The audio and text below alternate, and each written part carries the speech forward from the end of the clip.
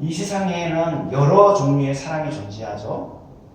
연인 간의 사랑이 있고, 부모와 자식 간의 사랑이 있고, 또 친구 간의 사랑이 있고, 또 하나님의 사랑에 근거한 아가페 사랑이 있습니다.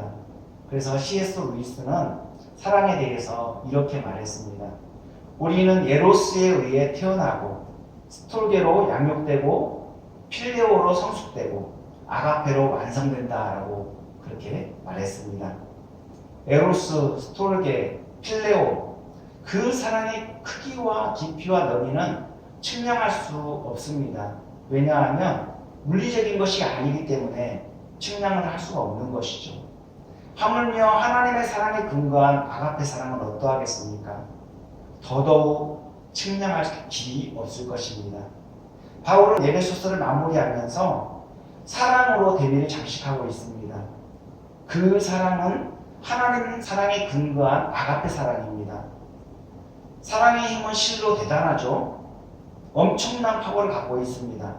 그래서 마귀와 영적 싸움을 벌이는 가운데 사랑은 하나님의 전신갑주 기도와 함께 필수적인 요소입니다. 사랑은 신자와 교회를 하나로 묶는 생명선과 같습니다. 신자와 교회는 하나님의 사랑을 묶여야만 온전한 힘을 발휘할 수 있는 것이죠. 먼저 지난 시간까지 배운 내용을 우리가 간략하게 살펴보자면 마귀와 영적 싸움을 벌이는 가운데 하나님의 전신갑주를 입고 기도로 무장해야만 승리할 수 있다는 것을 우리에게 가르쳐 주었습니다. 그리고 이 영적 싸움은 개인적인 성격을 띠는 것이 아니라 공동체적 성격을 띈다는 것도 우리가 배웠습니다. 신자 한 사람 한 사람이 머리이신 그리스도께 유기적으로 연결되어 있기 때문에 어느 한쪽이 균열이 생기게 되면 그 파급은 교회 공동체 전체에 미치게 되어 있는 것입니다. 무엇보다도 바울은 에베소서를 마무리하면서 사랑의 중요성을 강조하고 있습니다. 교회의 하나됨을 위해서 사랑이 필수 요소이기 때문입니다. 그래서 오늘 본문에는 끝인사와 함께 사랑이 가득 담긴 바울의 축도가 나옵니다. 우리는 이 본문을 통해서 바울이 에베소 교회의 성도들을 얼마나 사랑했는지 그 깊이를 더욱더 실감하게 될 것입니다. 그 사랑은 하나님께로부터 발원된 것으로서 에베소 교회 성도들에 흘러갔을 뿐만 아니라 오늘 우리에게도 흘러왔고 또 우리 후대에도 계속해서 흘러가게 될 것입니다.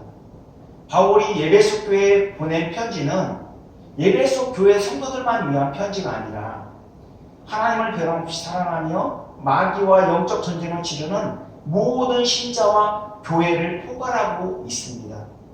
저와 여러분 모두 오늘 말씀을 통해서 하나님의 사랑을 더 깊이 이해하고 받은 사랑을 더욱 감사하며 그 사랑을 실천하면 좋겠습니다.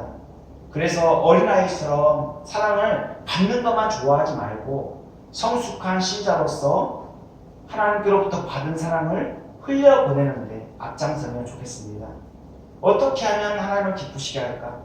어떻게 하면 다른 지체를 더 사랑으로 잘 섬기고 배려할까? 어떻게 하면 다음 세대에도 그 사랑을 흘려보낼 수 있을까? 어떻게 하면 교회 공동체의 유익을 도모하고 하나님의 영광에 최우선할까? 우리는 이렇게 하나님이 기뻐하실 만한 마음을 품고 새롭게 그 사랑으로 도전해 나가야 될 것입니다. 이제 본문을 좀 더 깊이 살펴볼 텐데요. 본문에 보면 바울이 복음을 전하다가 로마 감옥에 갇혀서 이 편지를 쓴 내용이 있는데 바로 오늘 본문이 에베소서죠. 에베소 교회 성도들에게 보낸 편지 내용입니다.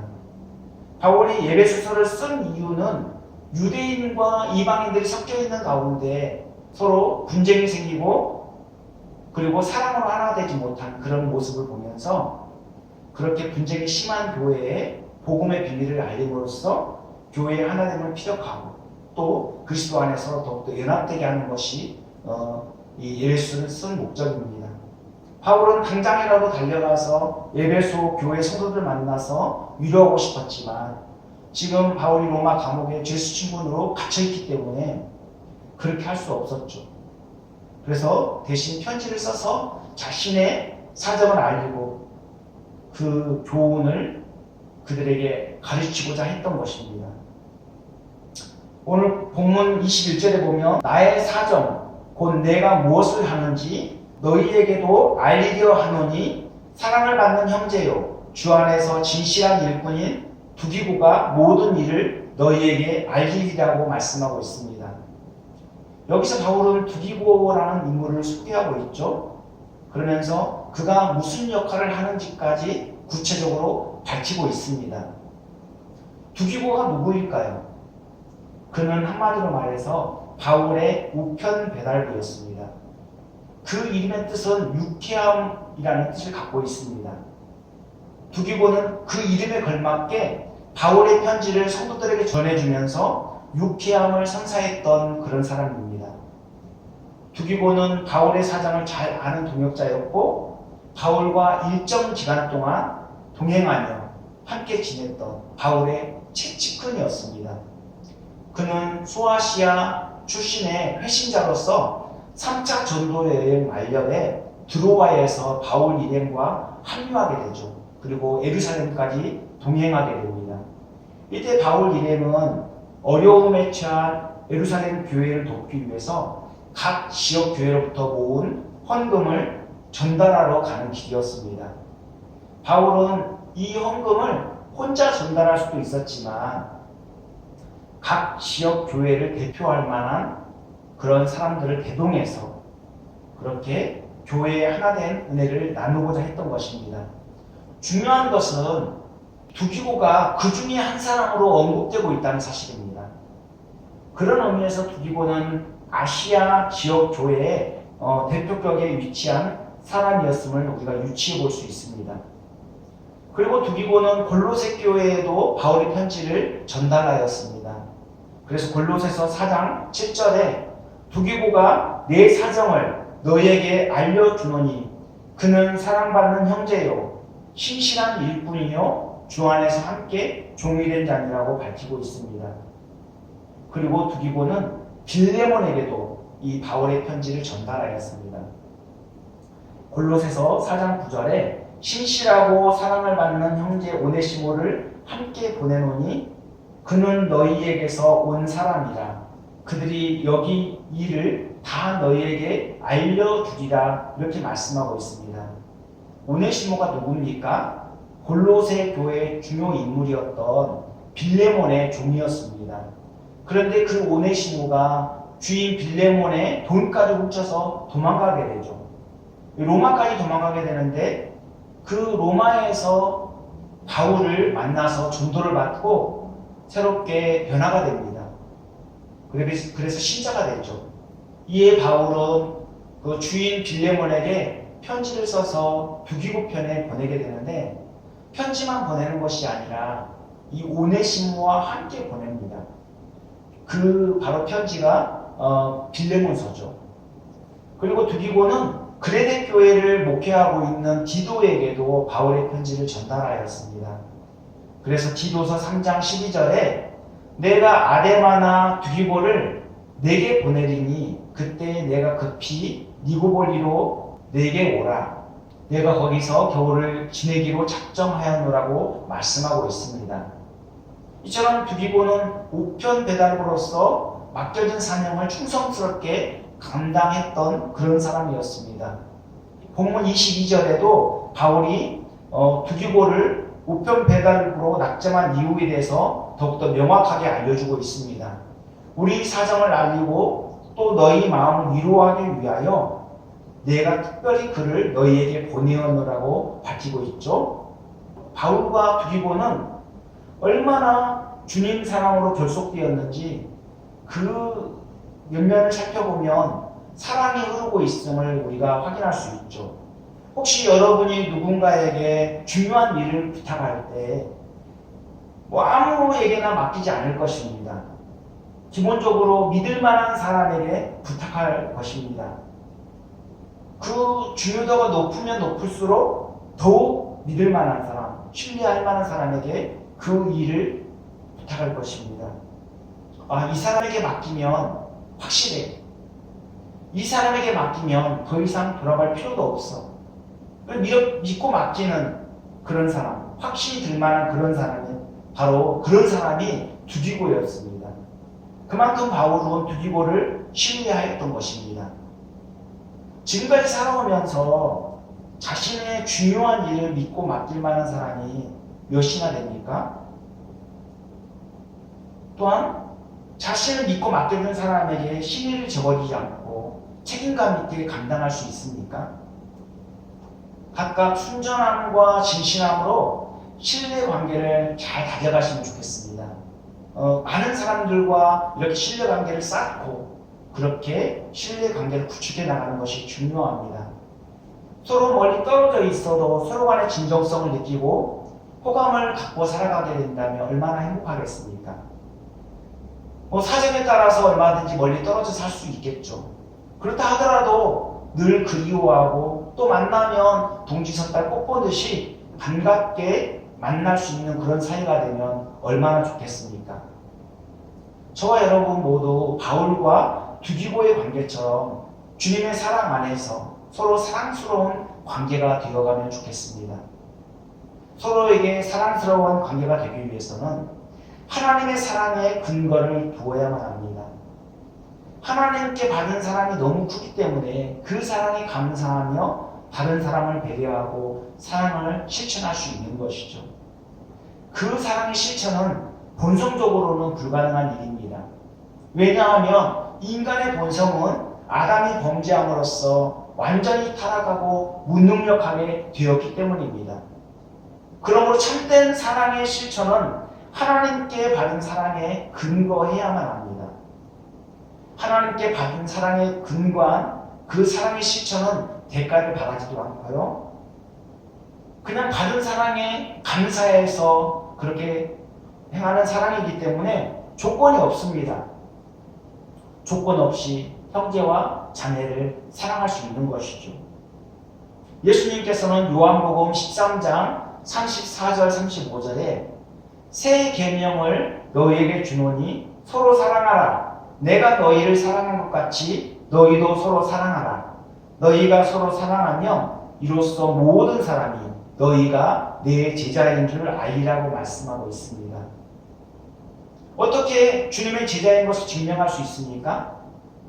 하나님을 사랑하는 그 표현을 통해서 그렇게 주님의 제자됨을 증명할 수 있는 것이죠. 우리가 모든 사람, 우리가 서로 사랑하게 되면 모든 사람이 우리가 얘기하지 않아도 우리가 주님의 제자임을 그렇게 알 수 있다는 거예요. 사랑의 실천을 통해서 그렇게 증명되어지는 것이죠. 바울과 두기고는 하나님께로부터 일방적으로 엄청난 사랑을 받은 사람들입니다. 그 사랑이 우리에게도 전해져서 우리 또한 그 사랑을 경험하고 누리고 있는 것입니다. 하나님의 사랑을 받게 되면 그 사랑이 그를 가만히 내버려 두지 않습니다. 왜냐하면 그 사랑에는 엄청난 생명력이 있기 때문에 또 폭발력이 있기 때문에 그를 가만히 내버려 두지 않죠. 그래서 하나님의 사랑을 경험하게 되면 그 사랑을 자신만 누리지 못합니다. 그 사랑이 너무나도 감격스러워서 그 사랑을 자신만 누리는 것으로 만족하지 않습니다. 그 사랑을 어떻게든 전하고 실천하려고 그렇게 애를 쓰게 되어 있죠. 바울은 하나님의 사랑을 받은 사람으로서 그 사랑에 근거하여 사랑을 실천했던 사람입니다. 두기고도 마찬가지입니다. 저와 여러분도 마찬가지죠. 서로 주님의 사랑으로 묶여 있어서 그 사랑을 주고받는 관계이고 또 그 사랑으로 더욱더 결속력이 강해지는 것입니다. 두기고가 바울의 우편 배달부로서 낙점된 이유가 있습니다. 그 이유가 무엇입니까? 첫 번째 이유는 바울의 사정을 잘 알고 바울의 모든 것을 정확하게 전달할 적임자였기 때문입니다. 전달자의 사명은 그 발신자의 의도에 맞게 사실 그대로 전하는 것입니다.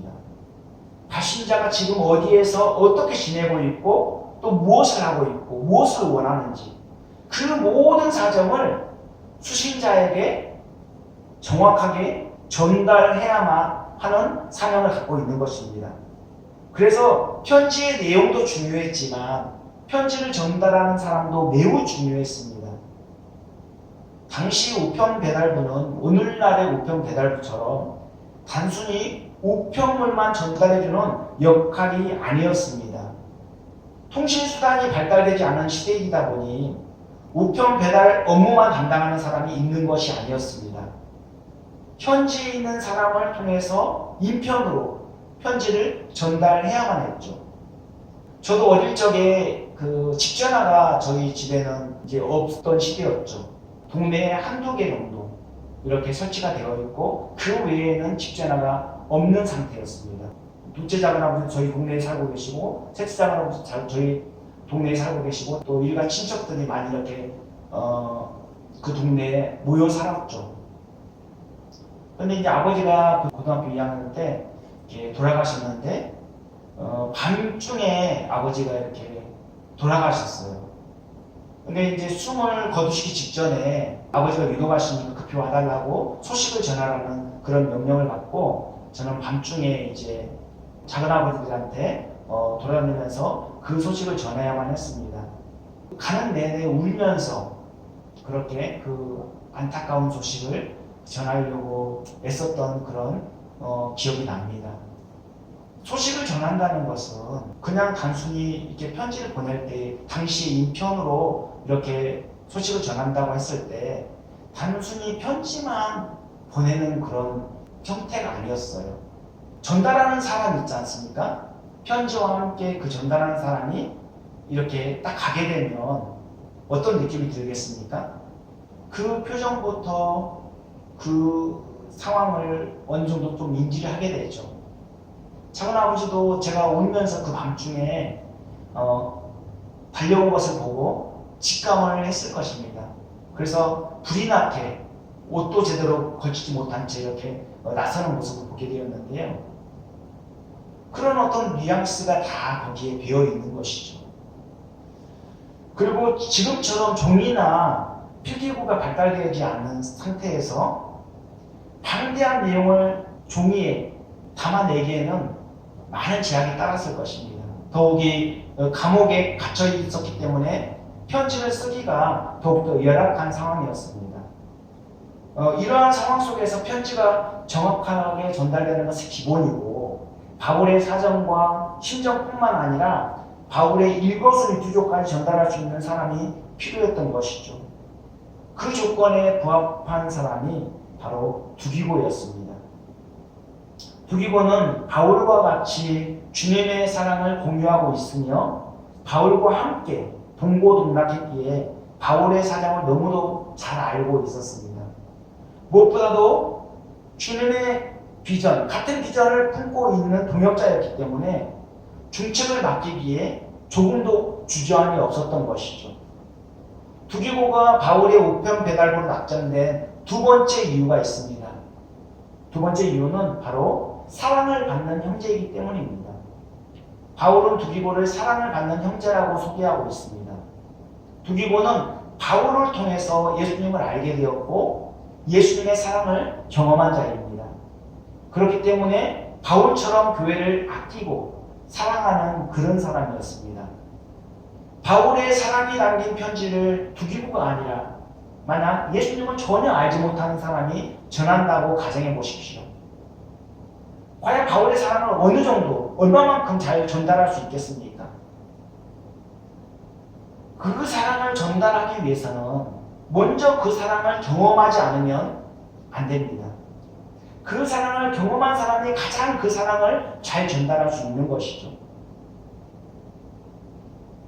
그 사랑을 경험하지 못하면 바울이 처한 상황을 충분히 공감하지 못하기 때문에 잘 전할 수 없는 것입니다.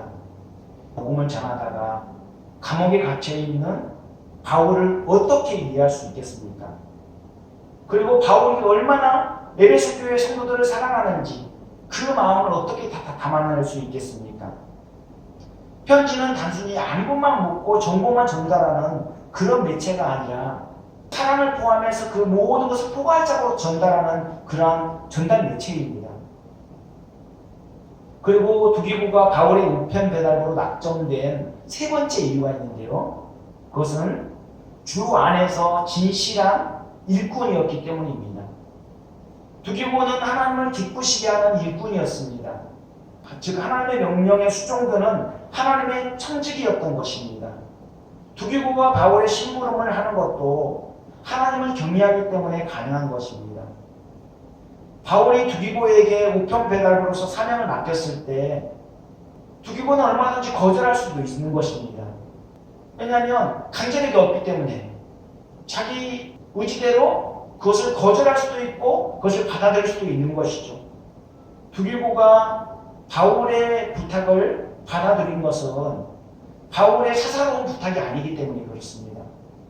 공적인 주님의 이름을 알았기 때문에 그 일을 기꺼이 받아들이고 그 사명을 감당할 수 있었던 것이죠. 여러분, 교회에서 각각 은사를 따라 목회자를 통해 어떤 일들을 맡길 때 충성스럽게 기쁜 마음으로 봉사하시기 바랍니다. 그 일이 사적인 일이 아니라 교회 공동체를 위한 공적인 일이기 때문에 기꺼이 감당할 수 있어야만 합니다. 교회는 성도 한 사람 한 사람의 섬김과 헌신을 통해서 건강하게 세워질 수 있습니다.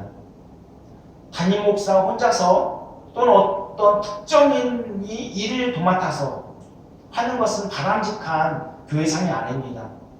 서로 각자 은사를 맡은 대로 역할을 분담하여 그렇게 섬기고 헌신하고 봉사하면 좋습니다. 왜냐하면 교회는 머리이신 그리스도께 연합된 그러한 공동체이기 때문입니다. 그리고 본문 23절, 24절에 바울의 축도가 나오죠.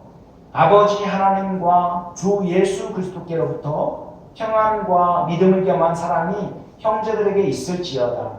우리 주 예수 그리스도를 변함없이 사랑하는 모든 자에게 은혜가 있을지어다. 이렇게 바울은 에베소 교회 성도들을 위하여 축복 기도를 하고 있습니다. 이 축도 내용을 보면 평안과 믿음을 겸한 사랑 그리고 은혜가 두드러지게 나타납니다. 각각의 의미들을 살펴볼까요? 먼저 바울이 말하는 평안이 무엇을 의미합니까? 이는 세상이 주는 편안함, 안락함이 아니라 주님이 주시는 평안을 의미합니다.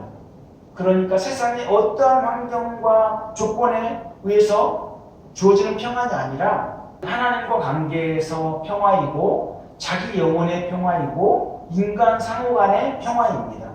이처럼 평화의 개념이 포괄적입니다. 헬라어로는 에이레네라고 하는데 대부분 구약 성경에 나오는 샬롬과 동의어로 사용되고 있습니다. 우리가 인사할 때 샬롬이라고 인사하죠. 주님의 평안을 기원하는 마음으로 그렇게 축복하며 인사를 나누는 내용입니다. 그리고 믿음을 겸한 사랑은 무엇을 의미합니까? 하나님의 사랑을 믿는 믿음에 근거한 사랑입니다. 요한일서 4장 10절 11절에 사랑은 여기 있으니 우리가 하나님을 사랑한 것이 아니요 하나님이 우리를 사랑하사 우리 죄를 속하기 위하여 화목 제물로 그 아들을 보내셨습니다. 사랑하는 자들아, 하나님이 이같이 우리를 사랑하셨은즉 우리도 서로 사랑하는 것이 마땅하도다 라고 말씀하고 있습니다.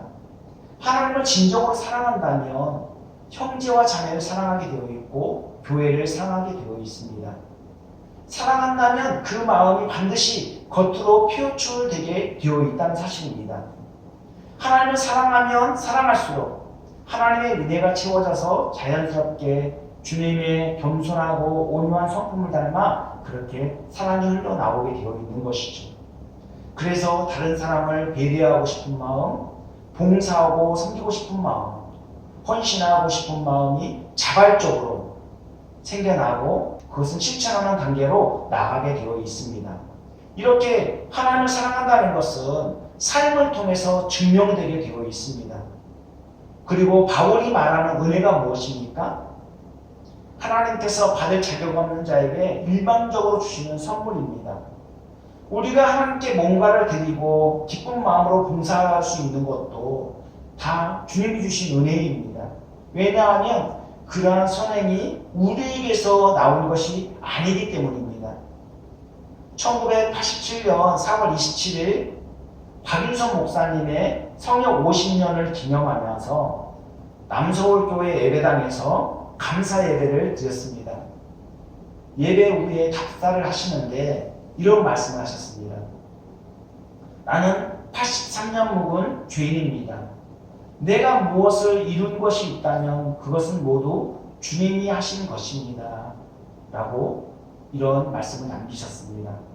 그렇습니다. 우리가 뭔가 선한 일을 했다면 그것은 모두 주님의 은혜로 하게 된 것입니다. 건강도 주셨죠. 환경도 주셨죠. 또 그 일을 할 수 있는 의지와 능력도 주셨죠. 모든 것을 하나님께서 주셨기 때문에 그 일을 감당할 수 있었던 것이죠. 그러니까 우리가 우리의 공로를 자랑할 만한 것이 전혀 없어요. 오직 주님만 자랑하고 주님께만 영광을 올려드려야 마땅한 것이죠. 평안, 믿음을 겸한 사랑, 그리고 은혜의 주권은 모두 삼위일체 하나님께 있습니다. 죄와 허물로 인해서 원수되었던 우리를 화목케 하신 분은 하나님이십니다. 그리고 믿음의 근거한 사랑을 주셔서 그 사랑을 실천할 수 있도록 도와주신 분도 하나님이시죠. 그리고 자격 없는 자에게 일방적으로 구원의 은혜를 베풀어 주실 뿐만 아니라 천국의 소망을 갖고 살아가게 하신 분도 하나님이십니다. 모든 좋은 것들을 다 신실하신 하나님께서 우리에게 값없이 은혜로 주셨습니다. 그래서 야고보서 1장 17절에 온갖 좋은 은사와 온전한 선물이 다 위로부터 빛들의 아버지께로부터 내려오나니 그는 변함도 없으시고 회전하는 그림자도 없으시니라고 말씀하고 있습니다. 우리는 그저 이 모든 좋은 것을 감사함으로 누리며 사용하면 되는 것이죠. 그러므로 은혜 받은 자의 할 일은 그 은혜에 감사하며 묵묵히 맡은 일에 순종하는 것입니다. 이 정도면 됐지. 지금까지 열심히 했으니까 이제 좀 쉬어도 되겠지? 이렇게 안주해서는 안 된다는 말씀입니다. 그리고 이 일은 내 능력 밖의 일이야. 이렇게 스스로 제한하고 포기해서도 안 됩니다. 바울은 오늘 본문 24절에 우리 주 예수 그리스도를 변함없이 사랑하는 모든 자에게 은혜가 있을지어다라고 축도하면서 예배수서를 마무리하고 있습니다. 아무리 소낙비 같은 은혜가 쏟아진다 하더라도 그 그릇을 뒤집어 놓으면 어떻습니까? 그 그릇이 크든 작든 그 그릇에 은혜가 담길 수가 없는 것이죠. 소낙비 같은 은혜가 쏟아진다 하더라도 그것은 하나님을 변함없이 사랑하는 자에게 주어지는 국한된 은혜입니다. 스스로 그 그릇을 뒤집어 놓으면 아무리 소낙비 같은 은혜를 하나님께서 쏟아 부어 주신다 할지라도 그 은혜를 받을 수가 없는 것이죠. 우리는 우리 스스로 믿음을 지킬 수도 없고 우리 힘으로 사랑을 실천할 수도 없는 존재입니다. 평생 하나님을 의지해야 할 의존적인 존재이기 때문에 우리는 우리의 연약함을 인정하고 주님의 도우심을 구하며 때를 얻든지 못 얻든지 사랑을 실천하려고 몸부림을 취해야만 하는 것입니다. 우리의 신앙이 깊어지면 깊어질수록 더욱 하나님의 은혜를 생각하며 감사하고 또 그 사랑을 받은 자로서 사랑을 표현해야만 하는 것입니다. 저와 여러분은 하나님의 은혜로 그리스도의 편지가 된 사람들입니다. 그래서 바울은 고린도후서 3장 2절 3절에 너희는 우리의 편지라 우리 마음에 썩고 못 사람이 알고 읽는 바라 너희는 우리로 말미암아 나타나는 그리스도의 편지니 이는 먹으러 쓴 것이 아니요 오직 살아계신 하나님의 영으로 쓴 것이며 또 돌판에 쓴 것이 아니요 오직 육의 마음판에 쓴 것이라고 말씀하고 있습니다. 즉 성령으로 말미암아 우리 마음판에 복음이 새겨지는 순간 우리는 그리스도의 편지가 되었다는 사실입니다. 이는 돌판에 새겨진 모세의 율법과는 차원이 다릅니다. 에스겔 36장 26절 27절을 보면 또 새 영을 너희 속에 두고 새 마음을 너희에게 주되 너희 육신에서 굳은 마음을 제거하고 부드러운 마음을 줄 것이며 또 새 영을 너희 속에 두어 너희로 내 율례를 행하게 하리니 너희가 내 규례를 지켜 행할지라고 말씀하고 있습니다. 편지에는 우리를 향하신 하나님의 놀라운 뜻과 계획 그리고 생각까지 모두 담겨 있습니다. 하나님께서는 저와 여러분을 통해 하나님의 뜻을 알리고 하나님의 사랑을 전하기를 원하십니다. 이제 말씀 마치려고 합니다. 바울은 로마 감옥에서 자신의 사정을 알릴 뿐만 아니라 그리스도 안에서 연합을 이루기 위해 사랑하는 에베소 교회 성도들에게 편지를 썼습니다. 그 사랑의 편지를 전달할 사람으로 두기고가 낙점되었죠. 두기고가 바울의 우편 배달부로 낙점된 이유는 크게 세 가지로 정리할 수 있습니다. 첫째는 바울의 사정을 잘 알고 있었고 바울의 모든 것을 정확하게 전달할 적임자였기 때문입니다. 둘째로는 사랑을 받는 형제였기 때문입니다. 셋째로는 주 안에서 진실한 일꾼이었기 때문입니다. 우리는 본문을 통해서 바울과 두기고 상호간의 사랑의 관계를 확인할 수 있습니다. 둘의 관계는 너무도 친밀하고 주 안에서 사랑과 신뢰를 기반으로 형성된 관계입니다. 하나님께 받은 사랑의 근거를 두고 있기 때문에 중책을 믿고 맡길 뿐만 아니라 또 맡긴 사명을 기꺼이 충성스럽게 감당할 수 있었던 것이죠. 이어지는 바울의 끝인사와 축도에서는 그 사랑이 더욱더 증폭되고 있음을 우리가 확인할 수 있습니다. 축도 내용을 보면 평안과 믿음을 겸한 사랑 그리고 은혜가 나옵니다. 이는 모두 교회 하나됨에 초점을 맞추고 있습니다. 바울이 에베소서에서 강조하려는 것은 교회의 하나됨을 통해서 영적 강건함을 유지하고 마귀와 맞서 승리케 하려는 데 있습니다. 궁극적으로 하나님의 영광을 드러내고 우리를 통해 복음이 편만하게 전파되게 하는데 초점이 맞추어져 있다고 볼 수 있습니다. 그런 측면에서 바울은 우리를 그리스도의 편지라고 말씀하고 있죠. 그렇습니다. 우리는 하나님의 사랑이 담긴 그리스도의 편지입니다. 우리 안에 성령을 통해 그 사랑을 새겨주셨습니다. 그러므로 그 엄청난 사랑을 받은 자로서 마땅히 그 사랑을 실천해야 함이 마땅하죠. 우리말 속담에 구슬이 서말이라도 꿰어야 보배라는 말이 있습니다. 아무리 하나님의 전신갑주를 입고 기도로 무장한다 하더라도 하나님의 사랑에 근거한 아가페 사랑이 빠지게 되면 결국 자신과 집단 이기주의를 위한 바벨탑을 쌓는 결과를 초래하게 될 것입니다. 그래서 마귀와 영적 싸움은 아가페라는 이 사랑에 찌로 묶지 않으면 아무런 소용이 없습니다. 저와 여러분 모두 더욱 성령께서 하나 되게 하신 것을 힘써 지키며 사랑으로 하나가 되면 좋겠습니다.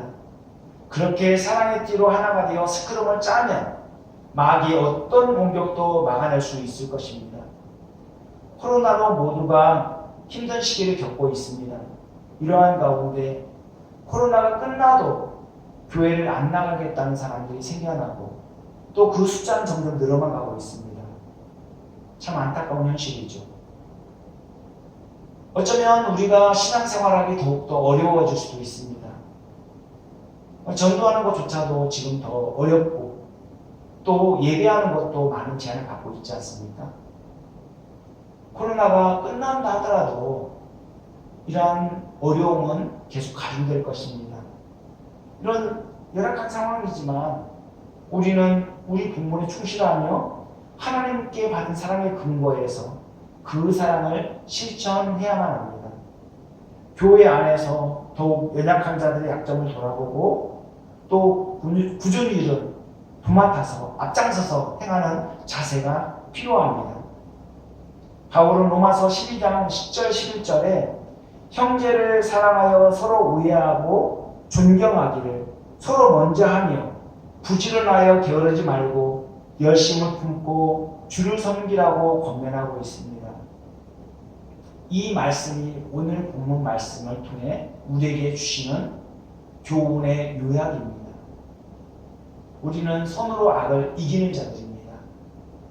어떠한 상황과 환경이 처한다 할지라도 우리는 하나님께 받은 사랑의 근거에서 그 사랑을 가지고 그렇게 실천함으로써 세상을 이기고 또 죄악을 이기고 결국에는 승리의 계가를 부르면 좋겠습니다. 기도하겠습니다. 사랑과 은혜가 풍성하신 하나님, 오늘 본문에 나오는 바울과 부리고 그리고 에베소 교회 성도들의 관계처럼 우리도 주 안에서 하나입니다. 하나님께 받은 사랑에 근거하여 서로를 돌아보며 섬기는 공동체가 될 수 있도록 도와주시옵소서. 마지막 때의 마귀의 공격은 더욱더 교묘해지고 또 맹렬해질 것입니다.